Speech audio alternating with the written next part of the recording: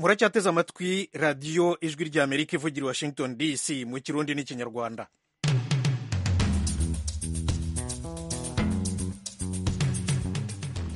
nshuti banywanyi mwongeye kwirirwa. mu Burundi turi ku mirongo migufi kuri metero 19 na metero 22, naho mu Rwanda radiyo ijwi ry'amerika iravugira kuri FM 104 n'ibice bitatu.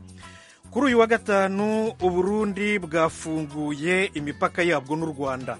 Twari dufise akazi gakenya cyane bitewe n'uko haca abantu bakenya b'imparugu, kuko hariho benshi bari bicaye bari bafise akazi cyane cyane. Hariho ingo zari zarabuza abagabo babo bari baragiye hakurya ku mvo zo kubura akazi. Bamwe batwabonye ko baragaruka kuko bumvise yuko hongeye kumera neza. Uyu ni umwe mu Barundi bavuganye n'ijwi ry'Amerika ku mipaka y'u Rwanda n'u Burundi. Imipaka yari imaze igihe ifunze ku ruhande rw'u Burundi.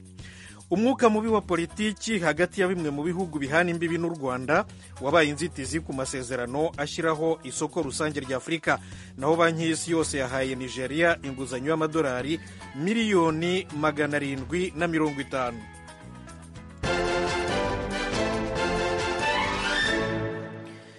Amakuru yo hirya no hino ku isi no muri Afurika tuyahere muri Burkina Faso. Abaturage b'umurwa mukuru wa Gadugu bazindukiye mu rusaku rwinshi rw'amasasu. Ibindi kuri iyi nkuru na mugenzi wacu Diane Nininahazwe.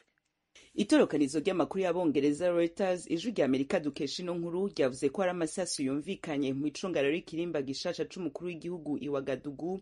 Ayandi yumvikana hari kambi nkuru ya gisirikare no muri amwe mu makartier y'i Wagadugu.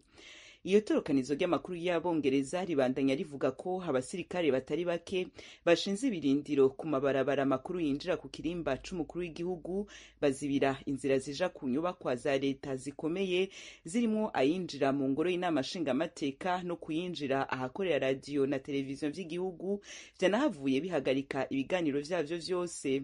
Reuters ntiyashoboye kuronka uvugira leta kugira ngo atomore icabaye. Ntibiratomoka rero niba ivyabaye ari uguhirika ubutegetsi canke uguhakwa kubuhirika vyoba vyaburijwemo. Gusa ivyabaye vyose uno musi bishusha n'ivyigeze kuba mu bihugu vyo mu karere Burkina Faso irimwo vyakozwemo kudeta muri no myaka ibiri heze. Colonel Paul Henri Sandago Damiba haramutse wa Burkina Faso yafashe ubutegetsi muravyibuka mu kwezi kwa mbere kuno mwaka biciye muri kudeta. Ni kudeta yahimbaye benshi barimwo abasivile bayishimiye bavuga ko President Roch Kabore yavanywe ku butegetsi yarananiwe no gutuza imihari y'iterabwoba yitira idini rya Islam. Agifata ubutegetsi biciye muri kudeta ya gisirikare, Colonel Paul Henri Damiba yemeye ko azogarukana umutekano. Ibitero yamara kuva afata ubwo butegetsi vyariyongereye. Reuters ikavuga ko amasoko yayo yayibwiye ko ibi vyashavuje benshi barimwo abagize uruhara mu kumushikana ku butegetsi. Kimwe mu bitero vya hagufi nicagabwe muri ino ndwi ku mamodoka yari atwaye ibiribwa mu buraruko bw'igihugu. Ico gitero cahitanye abasirikare ba leta 11, abasivile 50 bakinyururizwamwo. Diane urakoze. Noneho tujye muri Afghanistan. Umwiyahuzi yiturikije n'igisasu gikaze cyane mu ishuri ryari ripakiye mu murwa mukuru Kabul uyu munsi mu gitondo. Yishe abanyeshuri 19 akomeretsa n'abandi 27. Eugenie Mukankusi aratubwira iyi nkuru. Babyiboneye n'abayobozi muri polisi bavuze ko icyo kibombe cyatewe imbere mu kigo cy'uburezi cya Kaj Education Center mu bice by'umujyi wa Dash-e-Barshi mu burengerazuba bw'igihugu, ahiganje abashiyite b'abahazara. Abarusimbutse babwiye ibitangazamakuru byo mu karere ko hari abana 400 b'abahungu n'abakobwa bari batandukanijwe na rido nk'uko amabwiriza y'abatalibani abiteganya. Bari mu bizami byo kwinjira muri kaminuza ubwo bombe yaturikaga. Abarusimbutse bavuga ko umubare w'abapfuye uri hejuru y'uwatangajwe. Bongeyeho ko abanyeshuri bari bageze muri 600 mu ishuri, ariko ko abenshi mu bahasize ubuzima ari abakobwa. Umutegetsi mu kigo cya Kaje utifuje ko amazina yatangazwa yabwiye ijwi ry'Amerika ko abanyeshuri byibura 25 bapfuye kandi ko abandi 35 bakomeretse. Umukuru w'abadiplomate b'Amerika muri Afghanistan yamaganye icyo gitero cyo kuri wa gatanu. Yavuze ko kwibasira icyumba cyuzuye abanyeshuri bakora ibizami biteye isoni, ko abanyeshuri bose bagomba kubasha gukomeza amashuri yabo mu mahoro kandi nta bwoba. Uyu mudiplomate yakomeje agira ati, twizeye ko abakomeretse bazakira vuba kandi twifatanyije mu kababaro n'imiryango y'abasize ubuzima. Eugene Mukankusi urakoze. Noneho tugaruke muri Afurika. Banki y'Isi yose yemereye Nigeria amadolari miliyoni 750 y'inguzanyo. Frederic Nkundikije aratubwira icyo azakoreshwa.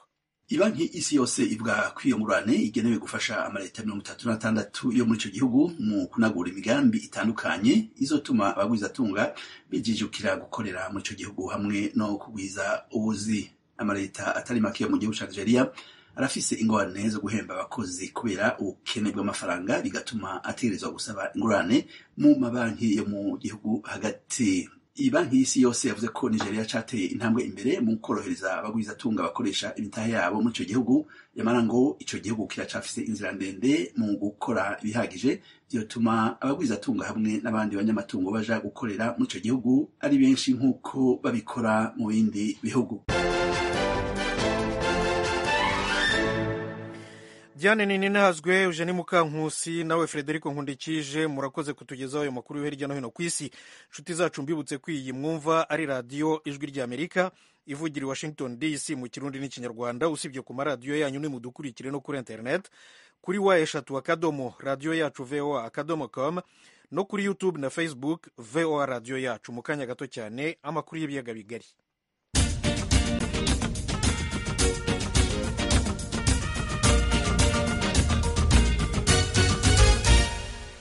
Kuri uyu wa gatanu Uburundi bwafunguye imipaka n'u Rwanda. Iyi mipaka yari imaze igihe kirekire ifunze. Byari ibyishimo ku bagenzi no ku bari basanzwe bakorera ku mipaka. Mugenzi wacu Desire Hatungimana aratugezaho iyi nkuru. Karakamwemwe ntangere ku ngenzi zija mu Rwanda zivuye mu Burundi eka no kuzinjira mu Burundi biturutse kurusha zahora zisabwa kuva uno musi rutari ngombwa. Sibonshuti Eric akora akazi ko kwikorera imizigo, abo bita bakarani. Yashitse Burundi atwaje umuzigo wari kwaraje Burundi. Yamenyesheje Ijwi ry'Amerika ko yashimishijwe n'ingene yakiriwe. Nagiye mbona ibintu nta kibazo biteye pe. Cyo banyakiriye nyine abo twamaga dusabana bose mbona bangiriye ubwuzu, banyakira neza nta kibazo. Nanafunguye banyeretse aho maresitora ndafungura nta kibazo. None ushitse kuri diwani y'u Burundi ntaco bagusavye? Nshitse kuri diwani nyine ubona bintwaje baretse arangije guteza duta turambukana nta kibazo. No ku mupaka wa Ruhwa mu ntara ya Cibitoke bari banezerewe kubona umupaka wugururwa. Kwizera Imana Dieudonné yizera ko bagiye kwisununura mu buzima bwabo. Twari dufise akazi gakenya cyane bitewe nuko haca abantu bakenya b'imparugu, kuko hariho benshi bari bicaye bari bafise akazi cyane cyane. Hariho ingo zari zarabuza abagabo babo bari baragiye hakurya ku mvo zo kubura akazi. Bamwe batwabonye ko baragaruka kuko bumvise yuko hongeye kumera neza, na cyane cyane kuko tugiye kuronka akazi, kuko urabona nawe ahuriye, urabona ko nago bahora wasanga ahantu hangana nk'uko. N'abakora akazi ko kuvunja amafaranga bamenyesheje Ijwi ry'Amerika ko bizeye ko inzara batewe na COVID-19 hakiyongera ko ifungwa ry'imipaka y'u Burundi igiye guhera. Nzabonimpa Jean yizeye ko ingenzi buke buke ziziyongera akazi kakaboneka. Urumva hafunguye bica bisaba ko abantu bongera kunyura ngaha bakajya muri Kenya, bakajya i Bugande guhiga ibidandazwa kugira ngo ubuzima bwongere bugaruke. Natwe nyine bacatunyurako bakaturondako nk'amadolare yo kujya kurangura ibidandazwa n'andi mafaranga bifashisha mu Rwanda yo kwishura amatike y'imiduga. Bizogenda biza gake gake, byose no gushimira Imana kuko ariyo byose bikora. Imipaka Uburundi buhana n'u Rwanda yari igiye kumara imyaka 3 yugaye. Uburundi bwamenyesha ko budashobora kugurura imipaka mu gihe u Rwanda butabahaye abagirizwa gushaka gutembagaza ubutegetsi bw'umuhisi Petero Nkurunziza kugenekezo ya 13 kwezi kwa gatanu umwaka wa 2015. Ariko abategetsi b'u Burundi guhera kuri President Ndayishimiye bama bamenyesheje abarundi n'amakungu ko ibiganiro hagati y'ivyo bihugu biriko biragenda neza. Naho imipaka y'u Rwanda n'u Burundi yari yugaye, nicabujije ko u Rwanda rufungura imipaka yago n'u Burundi mu kwezi kwa gatatu uno mwaka. Naho rero ingenzi zasanze imipaka ifunguye, abatari bake baratangazwa n'ivyashikirijwe n'umuvugizi w'umukuru w'igihugu mu kiganiro caremeshejwe n'abavugizi b'inzego za leta mu ntara ya Kayanza ku banyagihugu no kubamenyesha amakuru. Alain Diomede Nzeyimana yamenyesheje ko imipaka y'u Burundi n'u Rwanda kugeza kuri uno wa gatanu yugaye. imigenderanire hagati y'u Rwanda n'u Burundi imeze neza, mugabo kugira ngo yuguruke neza 100% hari ikintu leta y'u Burundi yasavye. Uburundi bwasavye ko abantu batembagaje leta muri 2015 bashikirizwa ubutungane bw'u Burundi. Ivyo bitabaye, ivyo byose abantu bagenda bavuga ngo impaka yuguruwe nibizoba. Ivyo biruko mu gihe amakuru twahawe n'umwe mu bategetsi b'igipolisi kijejwe kugenzura imipaka PAF bene amakuru twakuye mu bushikiranganje bw'intwaro hagati mu gihugu kuri no wa kane ku mugoroba yatumenyeshe ko imipaka yose Burundi buhana n'u Rwanda izoba yuguruye guhera kuri no wa gatanu igerekezo ya 30 kwezi kw'icenda, kandi niko vyari biri. Umutegetsi wo muri PAF yatumenyesheje ko bahawe ubutumwa ku munwa note verbal n'ubushikiranganje bw'intwaro hagati mu gihugu, nabo bagasabwa kubushikiriza abo bajejwe kugira iyo ngingo yari hejeje gufatwa ije mu ngiro. Desire Atungimana ku Kanyaru mu majyepfo y'u Rwanda ku bw'ijwi rya Amerika.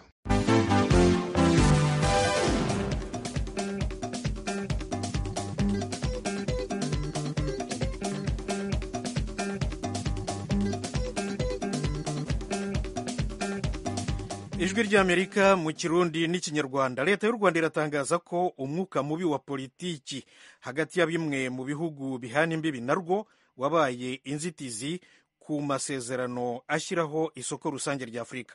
Ni inkuru ya mugenzi wacu Asumta Kaboyi uri i Kigali. Mu kiganiro yahaye itangazamakuru ku mugoroba kuri wa kane, Minisitiri w'Ubucuruzi n'Inganda mu Rwanda Ngabitsinze Jean Chrysostome yasobanuye intambwe u Rwanda rumaze gutera ruganisha mu kwinjira mu masezerano ashyiraho isoko rusange rya Afurika. Yavuze ko guverinoma y'u Rwanda yatangije ubukangurambaga buzabera mu gihugu hose bwo kumenyekanisha amasezerano ashyiraho isoko rusange rya Afurika. Minisitiri Ngabitsinze yavuze ko u Rwanda rwiteguye ndetse rukomeje gahunda yo gufasha abikorera kongera umusaruro w'ibikorwa mu gihugu, haba ushingiye ku buhinzi, inganda ndetse na serivisi. Aya masezerano ashyiraho isoko rusange agiye kumara imyaka 2 atangiye, ariko kugeza ubu ntaratangira gushyirwa mu bikorwa. Minisitiri Ngabitsinze yatangaje ko ikibazo nyamukuru gishingiye ku mwuka mubi wa politiki hagati ya bimwe mu bihugu bihana imbibi muri Afurika. Yagarutse ku bucuruzi hagati y'u Rwanda n'ibihugu bihana imbibi narwo. Burundi ikibazo kirahari, ntabwo umupaka w'ubucuruzi ari wafungurwa, niyo abantu bagiye mu cyangwa mu bundi, ariko aho ngaho ntabwo barafungurwa. Ikibazo ni politiki ariko ntabwo ari business. Iyo tubona cyo nuko nko kuri Kongo n'ubwo ibintu byagabanutseho gakeya, ariko amafaranga akinjira, abantu bacyacuruzanya, nubwo twifuza ko hari imbogamizi zavaho. Habyarimana Strato, impuguke mu byerekeranye n'ubukungu, agaragaza ko kwikubitira ibihugu bituranye byari kubanza kunoza ubucuruzi hagati yabo. Habyarimana avuga ko kugeza ubu ubwo bucuruzi butarabasha gukorwa neza, ku buryo bikigoranye kuba Afurika yose yazabasha gukorana mu gihe n'abaturanyi batarabibasha. Turi muri bloke y'ibihugu bigize nyine Afurika y'Iburasirazuba, ariko iyo ureba ibyo urebesha n'amaso biragaragara yuko abaturanyi bacu mu majyepfo nta kintu turi gukorana nk'uko byari bimeze mbere. Ibyo bintu byose ntabwo byatangira kugenda kubera ko urujya n'uruza rw'abantu n'urw'ibicuruzwa haracyarimo inzitizi. Nko muri Tanzania iyo urebye urwego rw'imihahiranire isanzwe, atari ibyo byo kujya gufata ibintu ku byambu byaturutse mu bicuruzwa byaturutse mu bindi bihugu ahandi, usanga urwego rw'imihahiranire rukiri hasi. Ntago nzi aho bipfira. Kunze gutanga urugero rw'ubunyobwa aho kujya kubuvana za Malawi, Tanzania buba buhari.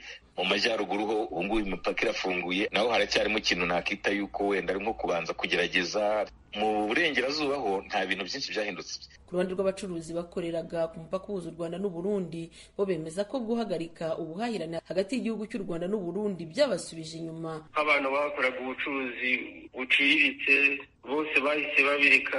Ku giti cyacu nyine urumva natwe byatugizeho ingaruka.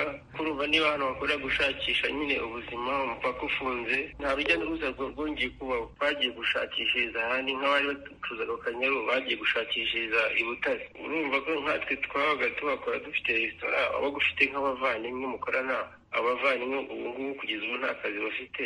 Minisitiri w'Ubucuruzi mu Rwanda agaragaza ko nubwo ari byiza guhahirana hagati y'ibihugu bituranye, bitazabuza u Rwanda kwerekeza no mu bindi bihugu bya Afurika biri kure yarwo. Bwa gucuruzanya si ukugira umuturanyi gusa ngo ube ko mugomba gucuruzanya. Uburyo ubucuruzi ucuruza aho ushobora kuvana inyungu. Nk'ubu turabona yuko rwose mu bihugu bya Afurika yaba ari Ghana, za Zimbabwe dufite ibikorwa remezo, baduhaye ubutaka, za Zambia, za Central Africa, za Mozambique, za Botswana, dufite za agreement zitandukanye.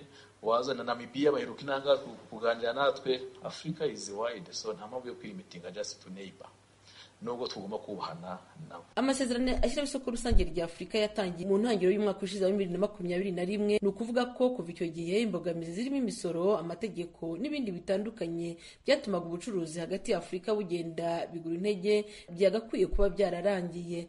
Usibye ibibazo byaturutse ku mwuka mubi wa politiki hagati ya bimwe mu bihugu bihana imbibi muri Afurika, Minisitiri w'Ubucuruzi w'u Rwanda yongeyeho ko icyorezo cya COVID-19 ndetse n'intambara y'Uburusiya na Ukraine byakomye mu nkokora ubuhahirane n'ubukungu muri rusange. Minisitiri w'Ubucuruzi yagaragaje ko hari icyizere cy'uko mu kwezi gutaha iri soko rishobora gutangira. Ibi bivuzwe mu gihe kuva kuri uyu wa kane Abarundi batangiye kwemererwa kwambuka umupaka w'ubutaka binjira mu Rwanda nta ruhushya rwa leta basabye uretse ibyangombwa by'inzira.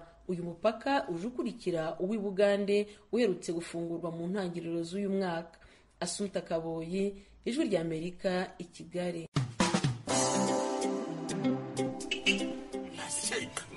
Igira hirya ariko mata. Winyegera ariko. Abanyabugongera ntabwo njya mbizera. Muri abanyamitwe. Ngo jewe duwibugo. Yego rata. Uri umunyarusangi kazi kuko nibo bagenda bimyozora nk'inka zabo. Ariko abirasi muhumuruka man. Shofe, wenda unashaka uri wacu rusangi, uradutwara neza kandi ndakwizeye. Mie kwetu ni bugo. Ndiyo bugo. Wiki? Nukuvuga ko buri wese muri twebwe yagiye yibeshya ku wundi. Yaba. Shofe, twigende. Kombo taxi yaje. Taxi ikorera hafi y'umupaka. Ishobora gute gutwara abantu baturutse mu mihingo yose kandi bafise byinshi bibatandukanye. Kombo taxi muyitegurirwa kandi mukayigezwaho na La Benevolencia Royal. Kombo taxi muyitegurirwa na La Benevolencia Royal, ariko muyumva ku Ijwi ry'Amerika kuwa gatandatu saa 12 ku masaha yo mu Burundi no mu Rwanda. Noneho tujye Ilahe mu Buholandi. Urugereko rushinzwe kurangiza imanza zasigaye z'inkiko mpuzamahanga mpanabyaha n'inkiko zari zarashyiriweho icyahoze ari Yugoslavia n'u Rwanda. Uyu munsi rero urwo rugereko rwakomeje urubanza rw'umunyemari w'umunyarwanda Felicien Kabuga ukurikiranweho ibyaha bya jenoside. Mugenzi wacu Themistocle Mutijima yakurikiranye iburanisha, aratugezaho ibindi kuri iyi nkuru.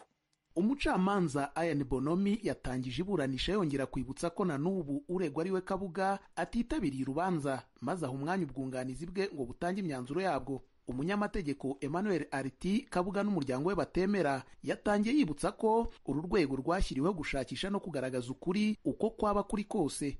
Ubwunganizi bugasanga akora akazi gakomeye gasaba kurenga amarangamutima n'ibivugwa gutyo gusa.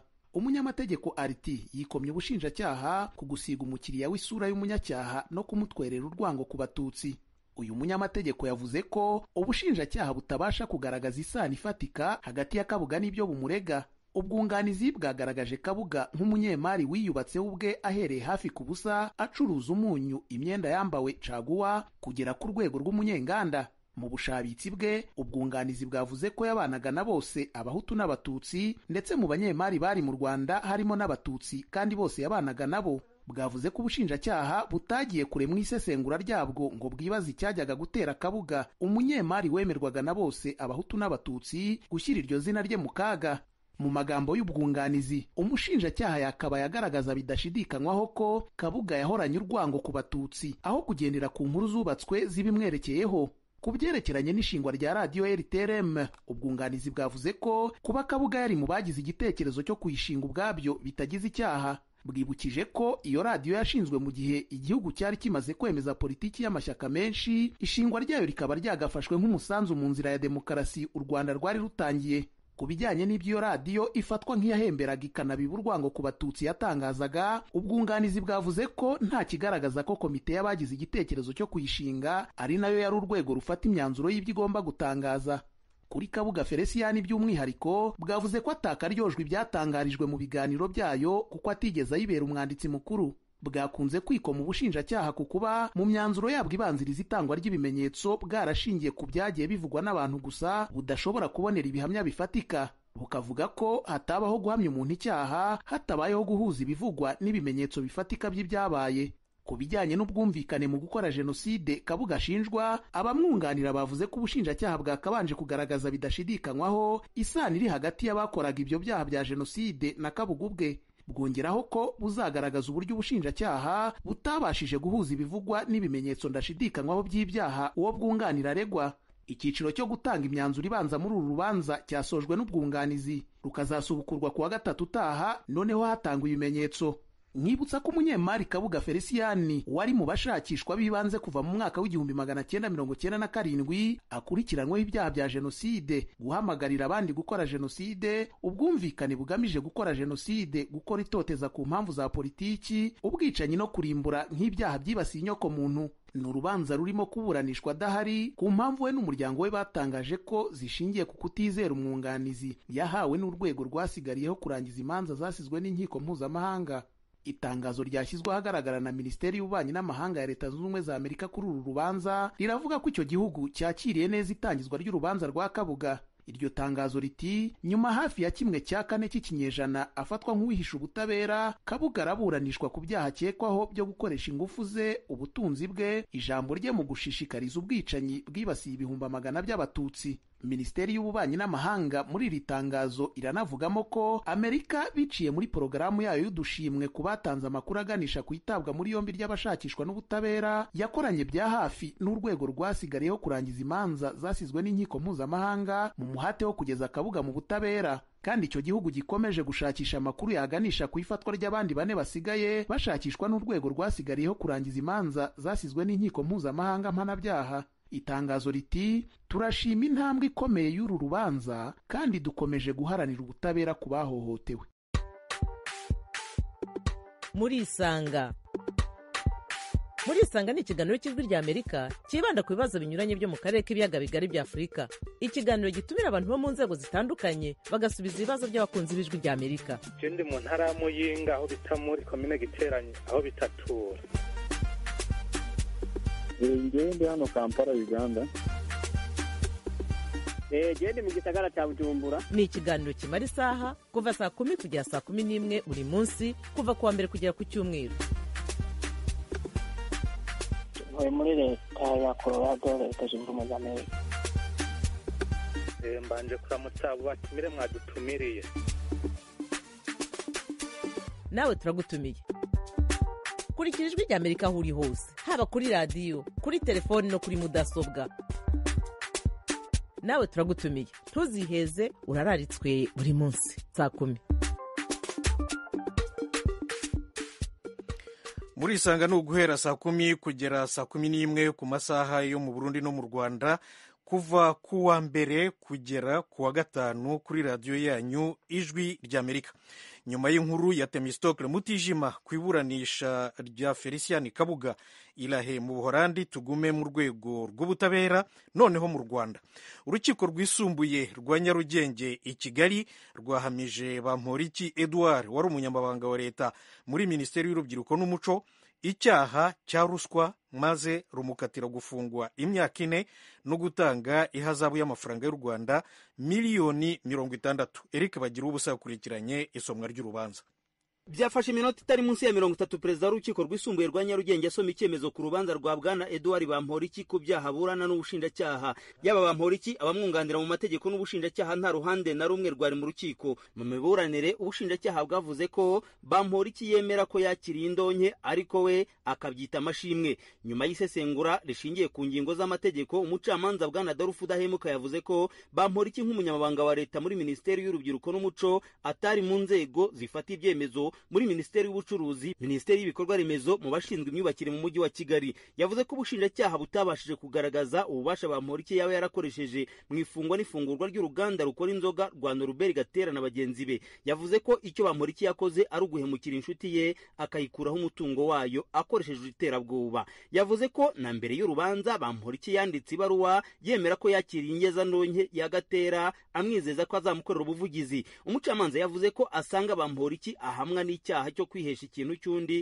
hakoreshejwe amayeri. Yashingiye ku zindi manza zaciwe mu nkiko z'u Rwanda ku ngingo yo kumenya niba hari amafaranga y'indonke yafatiriwe mu biganza cyangwa mu mifuka bya Bamporiki. Urukiko rwavuze ko yatanze amabwiriza yo kuyatera imirwi. Miliyoni 2 bazisanze mu modoka ya visi meya w'umujyi wa Kigali Merari Mpabwa n'amaguru, andi agera kuri miliyoni 3 ayabitse umukozi wa Hotel Grand Legacy. Mu magambo y'umucamanza avuga ko ibyo nta mpaka bitera kuko bigaragaza nta nkomyi ko ayo mafaranga yari mu bubasha bwa Bamporiki nubwo batayamufatanye kuko ariwe wagenaga irengero ryayo. Ku mafaranga miliyoni 2 yiswe inzoga yamabwa n'amaguru, urukiko rwavuze ko bidakwiye gutera urujijo kuko kwakira indonke bikoranwa amayeri yatuma badafatirwa mu cyuho. Rwavuze ko ahenshi mu nzego ruswa ihabwa izina ry'umuti w'ikaramu. Ku cyaha cyo gukoresha ububasha ahabwa n'amategeko mu nyungu ze bwite, umucamanza yavuze ko Bamporiki ibyo yabikoze byose yitwaje ko yari umunyamabanga wa leta muri Minisiteri y'Urubyiruko n'Umuco. Yavuze ko mu 2021 yafunguje Anita Uraye neza ari wari umugore wa Gatera, bakamuha miliyoni 10 z'amafaranga, kandi ko uwo mugore yarakurikiranyweho ibyaha byo gutanga ruswa. Nubwo Bamporiki avuga ko ibyo byose byari amashimwe ku buvugizi yakoreraga umuryango wa Gatera, umucamanza yavuze ko umukozi wese wa leta cyangwa undi muntu ukora ikibujijwe n'itegeko abakoze icyaha. Yavuze ko Bamporiki yarazi neza ko bibujijwe kwakira impano nk'umuyobozi. Umucamanza yavuze ko naho Bamporiki yabwiye Gatera ko agiye kumuvuganira ngo umugore we abone ubutabera, yemeje ko yasabaga ko afungurwa byanze bikunze kabone nubwo yaba ari umunyacyaha. Yanzuye ko Bamporiki yakoresheje igitinyiro cye yiruka ku nzego agamije kurekuza uwari ukurikiranyweho icyaha kugira ngo bamuhe amafaranga. Ku cyaha cya mbere urukiko rwavuze ko Bamporiki yakoresheje imyanya y'icyubahiro yarimo atwara imitungo y'abandi mu buriganya. Ibi ni nabyo byamusunikiye gukora icyaha cya kabiri cyo gukoresha ububasha ahabwa n'amategeko mu nyungu ze bwite. Umucamanza yavuze ko kwemera cyaha kwa Bamporiki kwafashwe nk'impamvu nyoroshya cyaha kuko icyo yanyuranyagaho n'ubushinjacyaha ari inyito y'icyaha cya mbere. Umucamanza yavuze ko Bamporiki yakoze ibyaha bigize impurane mbonezamugambi. Mu kumugabanyiriza ibihano, urukiko rwahanishije Bamporiki igihano cy'igifungo cy'imyaka 4 muri gereza no gutanga ihazabu ya miliyoni 60 z'amafaranga y'amanyarwanda. Yari yasabiwe imyaka 20 na miliyoni 200 ku ngingo yo kumusubikira ibihano. Umucamanza yashimangiye ko Bamporiki nk'umuntu wari umutegetsi uzi ubwenge muri Minisiteri y'Urubyiruko n'Umuco, azi indangagaciro na kirazira, kumusubikira ibihano nta somo byabitanga. Bamporiki wari umaze igihe afungiwe mu rugo ari muri bake mu bategetsi bahawe ayo mahirwe, byongeye ku cyaha cya ruswa u Rwanda ruvuga ko rutazigera rwihanganiye. Aracyafite iminsi 30 yo kujira ibihano yahawe cyangwa kubyemera uko biri. Twahamagaye nyir'ubwite ku murongo wa telefone tugamije kumenya uko yakiriye ibihano n'icyo agiye gukurikizaho, ntiyatwitaba. Bamporiki ntiyanasubije ubutumwa bugufi twamwohereje kuri telefone ye. Umwe mu bamwunganira mu mategeko yabwiye Ijwi rya Amerika ko Bamporiki ataramuha uburenganzira bwo kugira icyo atangaza ku cyemezo cy'umucamanza, bityo ko ntacyo yarenzaho. Bamporiki w'imyaka 39 y'amavuko avuga ko yinjiye mu mujyi wa Kigali mu mwaka w'2000 afite ibiceri 300 by'amafaranga. Avuga ko yatangiriye ku mirimo iciriritse irimo gucukura imisarani. Nyuma y'urwo rugendo, Bamporiki mu minsi yashize akiri minisitiri yatangaje ko yari amaze kuzuza miliyari y'amafaranga. Tuzakomeza gukurikirana ibijyanye n'uru rubanza. Bagira ubusa, Ijwi rya Amerika, i Kigali. Bakunze baradiyo Ijwi rya Amerika mutuye mu burasirazuba bwa Repubulika ya Demokarasi ya Kongo, tubararikire kujya mukurikira ibiganiro byacu ku maradiyo akurikira: Radio Communautaire La Voix de Mikeno ibunagana ni ku murongo wa FM 99 n'ibice 7, Radio Ngoma na Amani mu mujyi wa Baraka kuri FM 88 n'ibice 8, Radio Baraka FM nayo iri mu mujyi wa Baraka ku murongo wa FM 94 n'ibice 4, Radio Communautaire de la Verite ikorera mu mujyi wa Kiwanja kuri FM 99. N'abadukurikira bari mu majyepfo ya Uganda mwakumva ibiganiro byacu kuri Radio Ijwi Riyobora Voice of Muhabura ku murongo wa FM 88 n'ibice 9. Ni Radio Ijwi rya Amerika iminsi yose kuva kuwa mbere kugera ku cyumweru. Naho mu Burundi nk'uko mubizi, Ijwi rya Amerika ni ku mirongo migufi metero 19 na 22, mu Rwanda na FM 104 n'ibice 3, ariko rero turi no kuri internet wa eshatu radio yacu voa.com, kuri YouTube na Facebook na Instagram ni VOA radio yacu. Maze rero mbere yuko dusoza aya makuru, mbibutse gusa muri makeya yuko uyu munsi Burundi bwafunguye imipaka yabwo n'u Rwanda. Iyi mipaka yari imaze igihe kirekire ifunze, byari ibyishimo rero ku bagenzi no ku basanzwe bakorera ku mipaka. Naho mu Rwanda urukiko rwisumbuye rwa Nyarugenge i Kigali rwahamije Edouard Bamporiki wari umunyamabanga wa leta muri Minisiteri y'Urubyiruko n'Umuco icyaha cya ruswa, maze rumukatira gufungwa imyaka 4 no gutanga ihazabu y'amafaranga y'u Rwanda miliyoni 60. Urubyiruko rushinzwe kuburanisha imanza zasigaye z'inkiko mpuzamahanga mpanabyaha z'u Rwanda na Yugoslavia uyu munsi rwakomeje urubanza rw'umunyemari Felicien Kabuga akurikiranyweho ibyaha bya jenoside, ariko ntabwo yari mu rukiko. Maze rero ndabashimiye cyane rwose, mbifuriza gukomeza kugubwa neza na gahunda za radiyo yanyu ijwi ry'Amerika, maze mugire umugoroba mwiza, murakarama. Mwari kumwe na Thomas Kamirindi.